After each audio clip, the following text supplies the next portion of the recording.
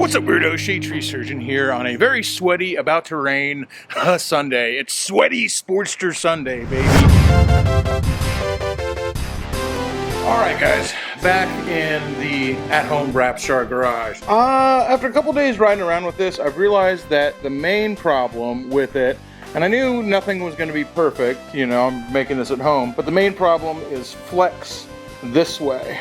And that is mainly just, a lot of it has to do with just this being made of plastic, and it's got some flex in it. So I'm going to go ahead and take a piece of flat bar here, cut it out, put it under here, like going side to side. I'm really hoping that that'll just take care of any torsional flex on this thing back here, so I can put stuff on top of it without it without it slapping around. Safety third.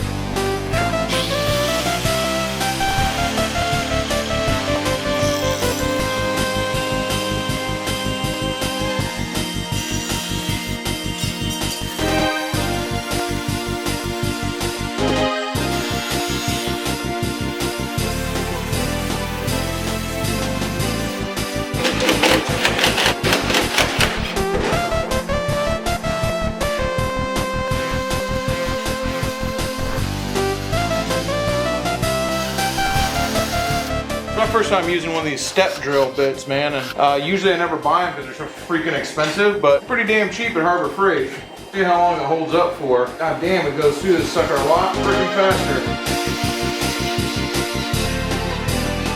Looks like this worked out pretty well. I mean, I don't know, there's still some flex to it, but a little bit of flex is not the worst thing in the world. Like, you're bouncing around off-road, you're going over rocks, you've got stuff on it. Like, I think like a little bit of flex is okay. That's not a bad thing, like if it flexes a little bit. Now next, I am trying to mount some side luggage. Now, I can either mount this hard one, or I've also still got my Nelson rig over there. But basically, this wasn't working. So I had this normal Harley Davidson mount over here, but what I needed was a flat plate over here to mount something like this, or a flat plate mount my Nelson rig back to.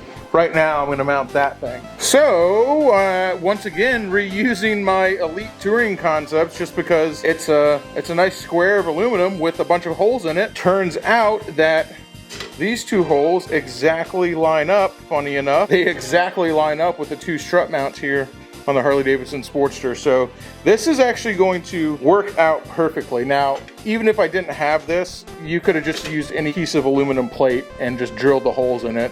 I actually had to drill the holes bigger because the holes in it didn't fit. But this, I mean, it works. It's funny how crazy how well it worked out. I'm also having to make a couple like very small spacers. You know, this is not very exact. It'd be a lot better if I had a bandsaw instead of a grinder. But, you know, they're so small that literally it's just to keep them off of here a little bit, and they're so small that if they're not exactly right, it doesn't really matter. If this is off by just a tiny amount, I'm not really going to cry about it. It's okay. Anyway, let's get this finished up and see if we can't get this thing mounted.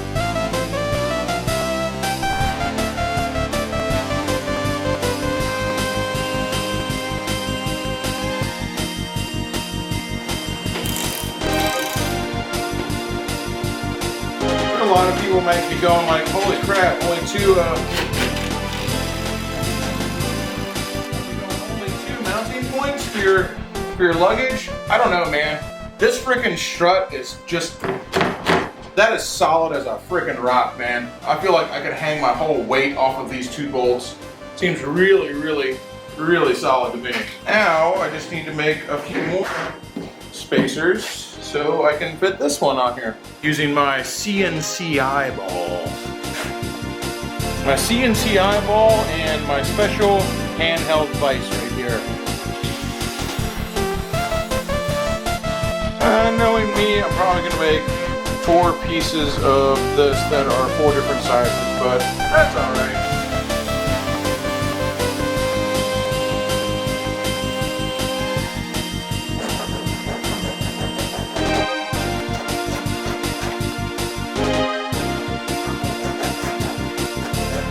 Alright, let's see.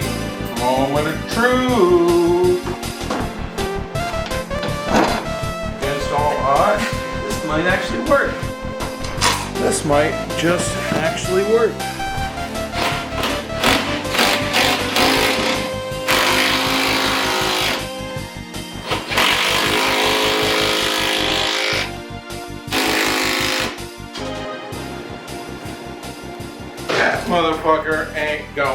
nowhere.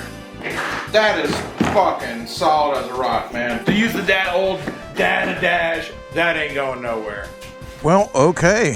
After, I actually forgot to take that tag off. I guess it doesn't matter. That is mounted. That feels like it's pretty damn well on there. I'm less sure about this on top of here. I'm a little, just a little worried about how much it flexes. Like I said, a little bit of flex isn't a terrible... Huh? Well, a little bit of flex is one thing. Too much flex when you're going over the rocks, I just don't know. Some of it's side to side because these chrome mounts are what they are. They're not super strong, but they did that. All that held up when I had the gas can and all my clothes on the back, which was heavier than this thing. We'll just have to see. And I'm gonna go ahead and be this is really cool how it opens halfway like that. It's almost like they meant it to be used like this on the side. I'm gonna go ahead and roll the dice and trust my DSLR to my fabrication skills here and put it in the side compartment. Fingers crossed. Nothing's Loctited into place yet because it also has to come off. But I've got lock washers on everything. I mean, it felt fine. This actually feels sturdier than this thing. But there's, again, only one way to find out. I also don't know how much the shock moves throughout the travel, the suspension, but I think it's far enough away that it'll be fine. Just occurs to me that I probably should have brought some other straps just in case I do break that rear top box off and I have to like just strap it to the bike. But I guess we're really rolling the dice this time. Trial by fire, baby. Now, real trial by fire, I'd be like going off of jumps with it and stuff. Not that I really want to have this Sportster in the air. I do like it and I love riding it, but I am not Rusty Butcher. I'm not trying to catch air on my ADV Sportster. As with most adventure bikes, you know, you want them to be able to go off-road, but in all honesty, they're going to spend the vast majority of their time on pavement. So you want a bike that can do both, that splits the difference pretty well between pavement and off-road, with, I would think, a little bit more given to the on-road performance, but you know, a healthy split. Which, of course, is why I chose the Sportster as my platform to build an adventure bike. Because it just sucks at both, on-road and off-road. It's terrible at everything, so we're starting from the bottom, baby. Ain't that what they say? When you start at the bottom, you got nowhere to go but up. So far, it feels fine doing my normal 65, 70 miles an hour. And honestly, with Shadetree on the CT125, around 60 miles an hour is about what we're shooting for. We're putting a big board kit on the bike, but like a very, very mild one, a 143cc big board kit, which is not gonna make it a ripper. It's literally just to get a little bit of extra torque out of the thing so it can climb hills in the mountains. What really tears those engines apart is the same thing that tears these old Harleys apart. It's just running them at very high RPMs for a super extended amount of time. The 883 Sportster, I want to keep it under 70 mile an hour anyway. Well, if we're going to be out running errands anyway, what better place to visit than my good buddy Ken Dean at Tiger Temple Tattoo. I haven't seen him in a while. How are we looking on this? I mean, it looks fine. I think I might just move this back a little bit. I think that's what's bugging me. I think it's just I mounted it too far back. I'm just going to take this whole case and just move it forward, like on over the seat, like a few inches. I don't ever plan on carrying a passenger on this bike anyway. Of course, not planning on carrying a passenger and having to carry a passenger, two very different things. What's up, man? Dude, this is the adventure Sportster, man. Oh, it's so awesome. I always love coming in. Holy crap, I want to talk about Tiger Temple being busy now. Freaking Ken busts out, first off. You got to take care of business. Yeah. These freaking old Pink Panther freaking ones he just drew, along with all this other stuff. By the way, all available. Come in, tell them old Shadetree Surgeon sent you, and I'll only charge you 20 bucks extra. Dude, the Tiger Temple Flash. I freaking love it. The gas pump, man. That's freaking awesome. Everything into his tongue with alien tape to say he's got that alien. And then the tacos and shit. Dude, that's awesome. Have you tattooed any of those on anybody yet? No. He just gave that to me. So that's fucking awesome. Tiger, didn't see that. Oh no! Dude! Damn, you want to talk about the patio coming together? That's freaking amazing, man. How long did it take you to paint that, Ken? That only took you a few days? A few days of putting in like 8 hours of work. I'm sure, right? Yeah. Like a few full days of your labor. That's insane. That looks so good. That's awesome, man. That is so freaking cool. Tiger Temple, tattoos, and tacos. I can definitely think of a couple of worse ways to spend an afternoon. Well, I hope if you guys are in the mood for a tattoo, you go make sure you go visit Tiger Temple and see Ken Dean, man. He's just an absolutely world-class artist and one of the best human beings I know. Amazing, amazing person. And that guy's got stories for days. Or just like wonder what the I pass this all the time, but I would just wonder what the significance of Freddie Mercury, Janis Joplin, and Jimi Hendrix is there. I mean, I love all those artists. I love them all. Like, they're great. But I just like, why? How do you go and how do you choose those three people? Like, none of them really represent super different styles of music. I mean, Jimi Hendrix was widely considered one of the most amazing guitar players in the world. Janis Joplin, I mean, her body of work was pretty small because she died so young. Freddie Mercury had a huge body of work. Maybe it's because they all died before their time or something? I don't know. Just seems like an odd choice of artists for the side of a building. Like, all artists who died before their time. Both Jimi Hendrix and Janis Joplin died of drug overdoses, and of course Freddie Mercury very famously died of AIDS. You know, he wasn't as young as they were young. They were 27. Freddie Mercury was much older, but still way before his time. Should still be giving us amazing music today. But I don't know. I'm like, why do you have like three rock and roll artists like all just died young on the side of a building? I cannot for the life of me figure out why it's those three. I'm not even saying I have suggestions for three other ones besides those. It's not like, oh, pick these ones instead. I don't care. They're amazing.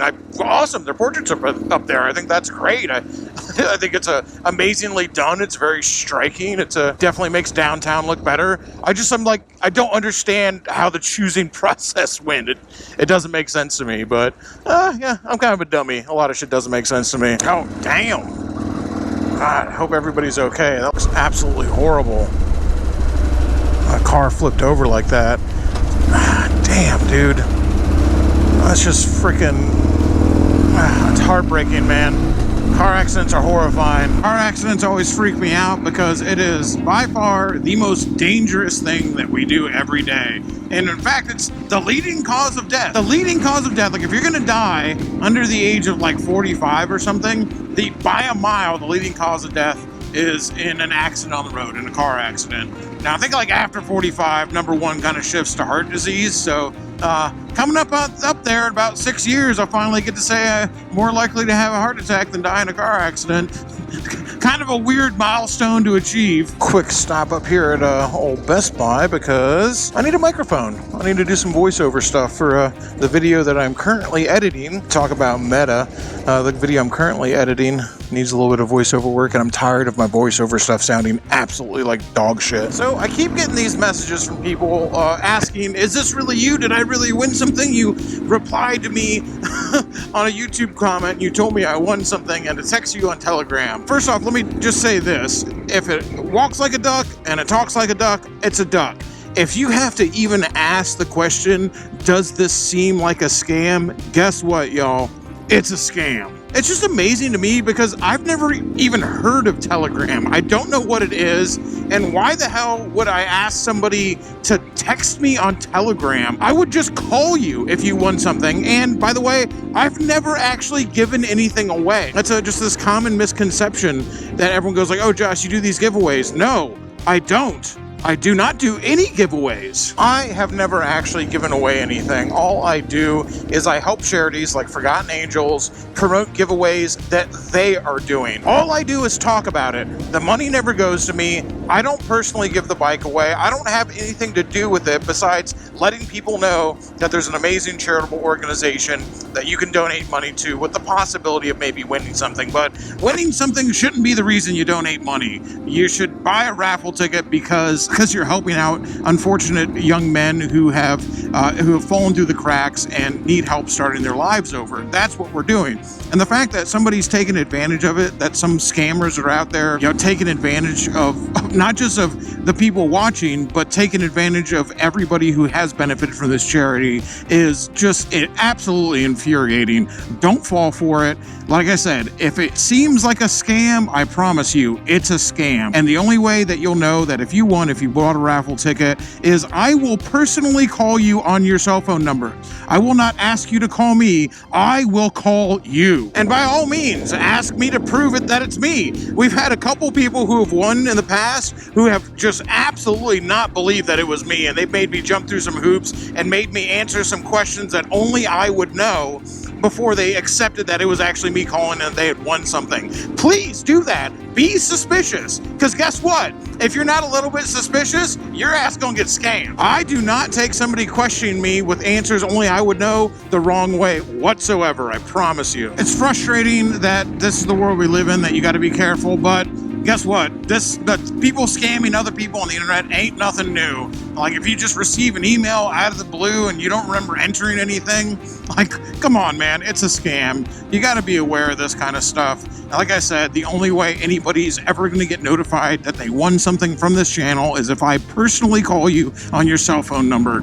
Every single person who's ever won something from the raffles that we do with Forgotten Angels, I have personally gave them a cell phone call. Anyway, so we are actually giving away a Humvee and a bunch of other stuff that if you do win, I will call you.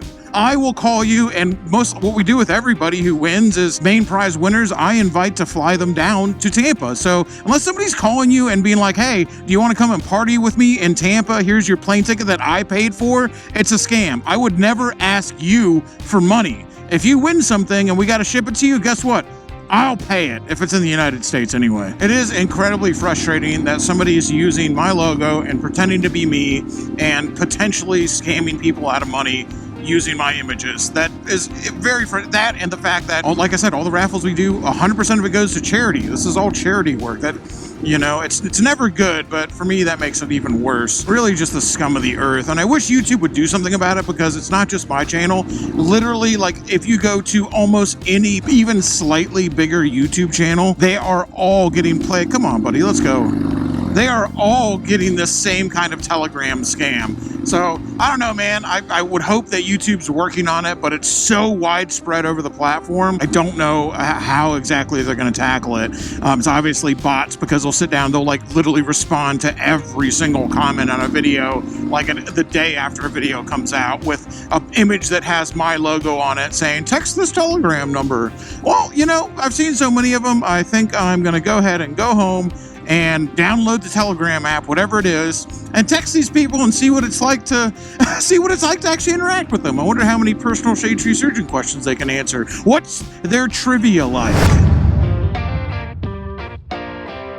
What's up, weirdo? Shadetree Surgeon here on a very sweaty, about to rain Sunday. It's sweaty Sportster Sunday, baby. And for your sweaty participants today, we have the one and only mother of frogs, breaker of motorcycles, queen of all the Florida men, Shay Lisi on the XR 1200, baby. The fastest motorcycle, well, not the fastest motorcycle, the fastest Sportster, that's for damn sure, that Harley Davidson ever built. Yeah, it is simultaneously incredibly bright, incredibly stormy, incredibly humid, and hot out. Today is the worst that Florida has to offer, that's for sure. And of course, I'm going to be on the Dirtster ODB over here, Project Raw Dog. So we've got about 90 horsepower, the top of the line Sportster that Harley ever made, and the bottom of the barrel, whooped on, beaten, and abused 883 over here. So these are the same bike, but these are definitely not the same bike. So I moved the handlebars back a little bit for you. If you need them back even farther, I can, but I think I got it in a place that'll work for you. Although if you owned this bike, which after you ride it, you're definitely going to want to own it, you would probably need just some 2-inch risers to bring them back a little farther. Let's see if this starts. I don't know why it wouldn't. This bike, as far as starting goes, is actually super reliable. I say now. If there's one thing I do love to do, it's jinx myself, man. Everyone's like, don't say that, something bad will happen. Every time I think that, I always want to like say the thing that everybody doesn't say, because you could put me in a room with a button that says do not push, and by the time I freaking read it, it'd already be pushed. So this makes all of its power above 3,000 RPM, Shay. You all good? Okay. These are two Sportsters built for two very, very different purposes. Yeah, I got a feeling that Shay Lisi's gonna love the XR1200, although it's so freaking tall that is about the very top of the limit to what she can ride, and she actually can't even reach the kickstand. It's still a damn sight better than ODB. ODB over here is so tall that Shay Lisi can sit on it, let both legs dangle, and either one would be about 1.5 feet from the ground. Ooh, baby, we got the nothing building off in the distance. We're gonna be dodging the raindrops today, but roundabout summertime in Florida, if you ain't dodging the rain clouds and the raindrops on your bike, if you ain't chasing thunderstorms, or rather being chased by them, then you ain't riding at all. And I say that with such a cavalier, flippant tone in my voice. Those of you guys who've seen me in the rain, you'll definitely know that my patience is incredibly water soluble. Baby, you can see them sheets of rain just freaking coming on down from the heavens over there. I don't know if it's gonna show up on the GoPro or not, but dude, there's like, we're just like literally like playing pachinko with rain clouds today. All right, is pachinko the one, like the Asian game where it just like falls down and hits all the little slots on the way down? That's the one I'm talking about. Whatever one that one is. Wait, not pachinko, plinko. I'll tell you, I'm about giving it all she's got at 70 miles an hour. I'll tell you, I've been on that XR1200. You can crack that sucker open at 70 miles an hour, and it jumps right to attention. As opposed to this one where it goes kind of like this at 60.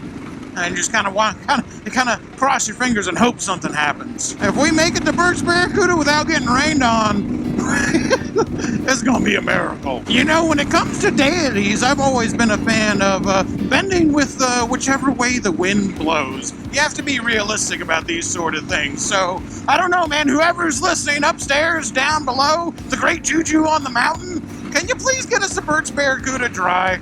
Whoa. And in better shape than these guys. That looks rough.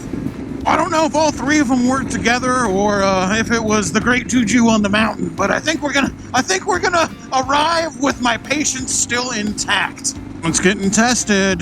There are cracks starting to show. Better get us there soon. It's not really the rain that bothers me if I'm on like an open road I'm getting rained on. It's just that normally I have all the patience in the world with traffic. I don't care. Like, everyone's got to exist on the road. I get it. But the minute someone starts doing something stupid and I'm also wet and getting rained on, and they're causing me to get rained on more than I would if they had not done that stupid thing, then, like I said, my patience melts away like sugar in the rain. This guy, you can go, I promise. Look at him. You too, everyone is allowed, I promise. Come on, y'all. You too. It's everybody. Everyone's allowed to turn right.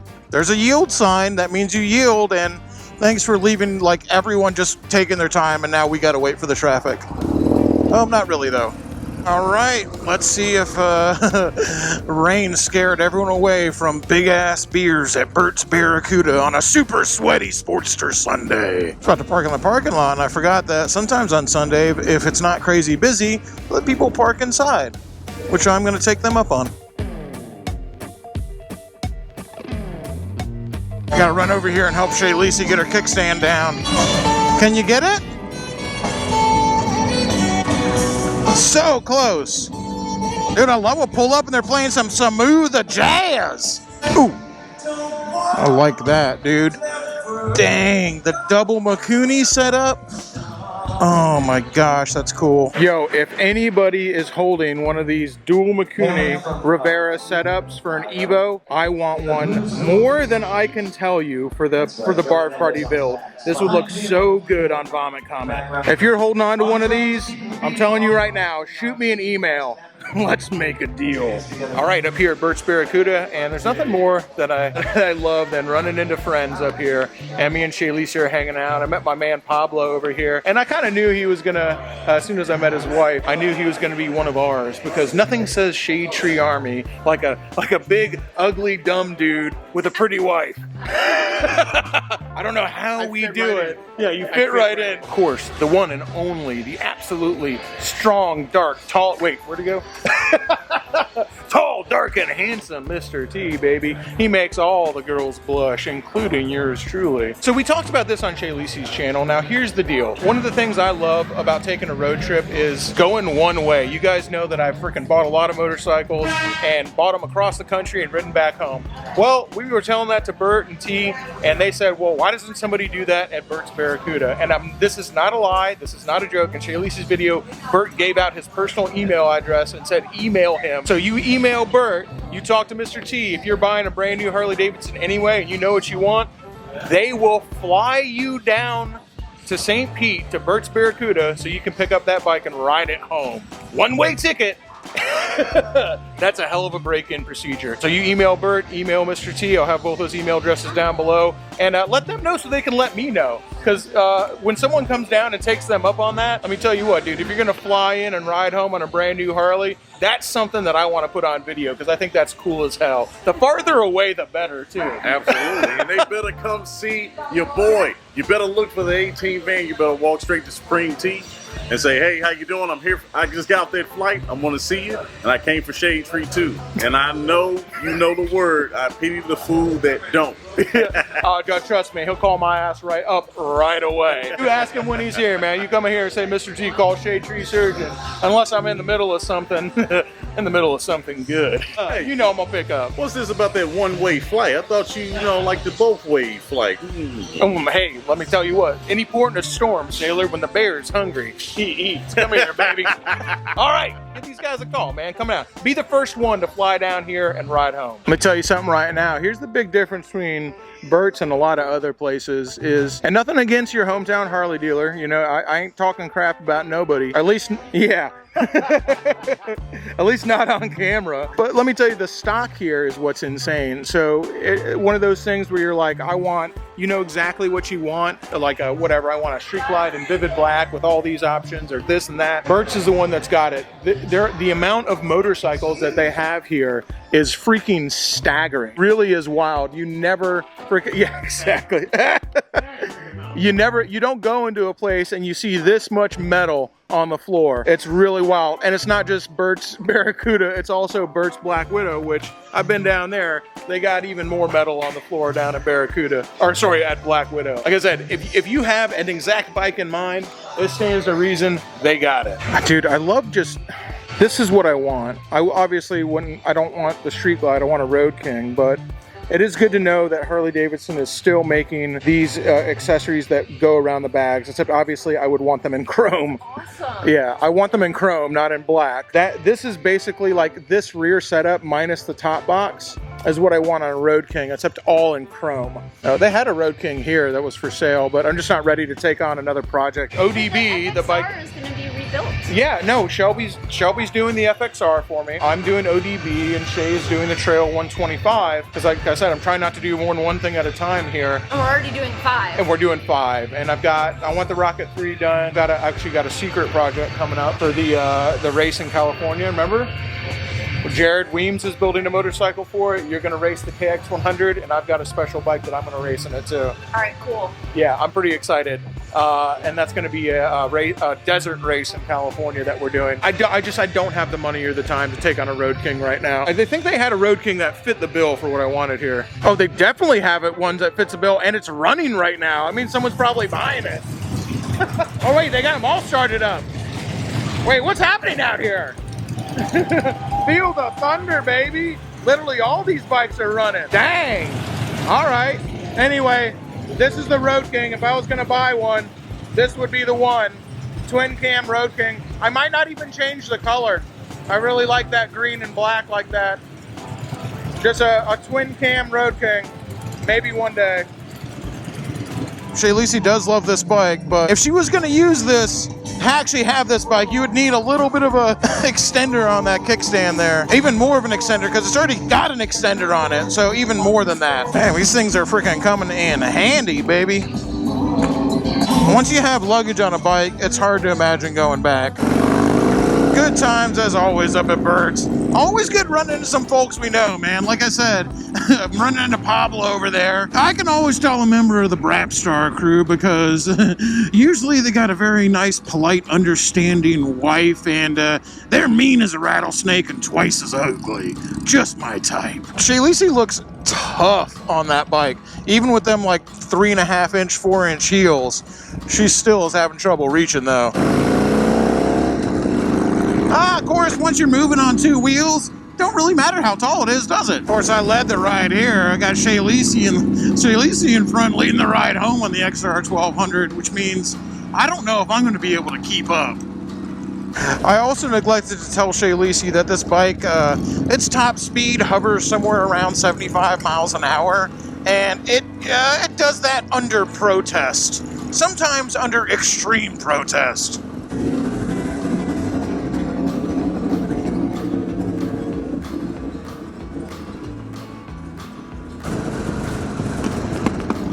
Yeah, I saw that ass end fly up. We're gonna be rolling the dice on the way home again. I can see downtown Tampa from here, and it looks like the rain has already fallen. We might be out of luck on this one, Shay. Ooh, I'm out of luck when it comes to keeping up. I got a pin right now.